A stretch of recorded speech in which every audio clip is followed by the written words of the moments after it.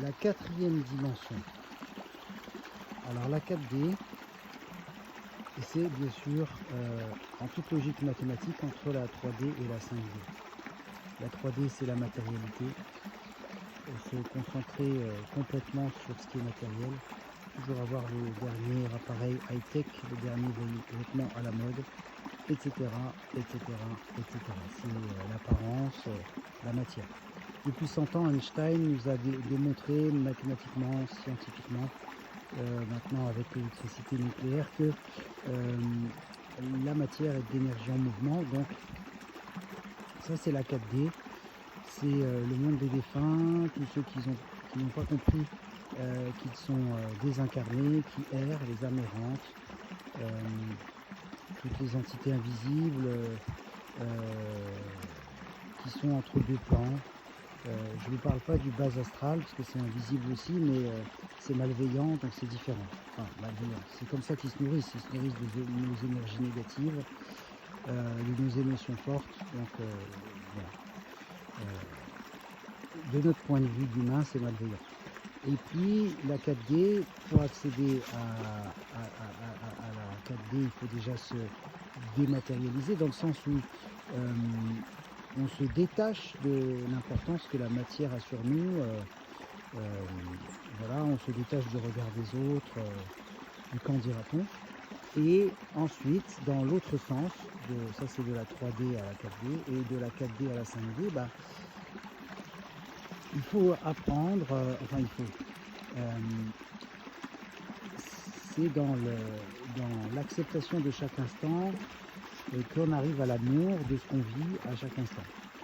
Et même si c'est des situations difficiles, alors je sais que c'est plus facile à dire qu'à faire, qu'à vivre, mais ça c'est la porte de la 5D, c'est trouver la fin de la dualité, la fin de l'agréable et du désagréable dans des situations difficiles, et toutes celles et tous ceux qui sont passés de la 3 à la 5D ont témoigné ou témoignent de ça.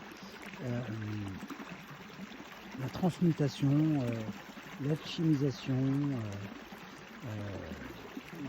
voilà, c'est la transformation, tout ce qui est trans. Alors là en ce moment on vire un peu, tout est un peu galvaudé, hein. Un laboratoire c'est un endroit où on partage nos idées, bon, aujourd'hui ça n'a plus le même sens.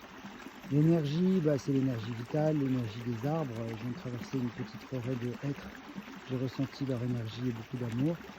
Et aujourd'hui l'énergie, bah, c'est total, quoi. C'est total énergie, ça n'a plus rien à voir.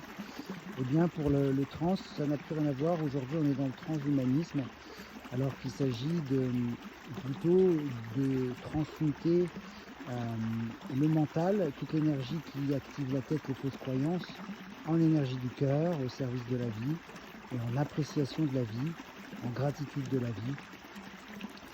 Enfin voilà la petite prise de conscience ce matin au bord de ce ruisseau, bien agréable, surtout si vous êtes bois. L'eau nourrit le bois. Je vous dis à très bientôt, chers amis de la vie du corps, je vous embrasse de tout cœur. Et prochaine date, avril, pour le stage au pied des volcans d'Auvergne. Mai, juin, juillet, pour 3 week-ends de formation yoga naturaux, initiation à l'Adhyatma Yoga, travail sur l'inconscient, libération des blessures émotionnelles, des mémoires émotionnelles en fonction des personnes, des vies passées, de l'enfance. C'est des séjours qu'on ce thème-là. En juillet, il y aura aussi une semaine du Tout est possible en Bourgogne, avec plusieurs intervenants, et puis un cuistot, un chef italien qui sera là pour nous concocter des petits plats si tout va bien. Pourquoi est-ce que ça n'irait pas bien après tout?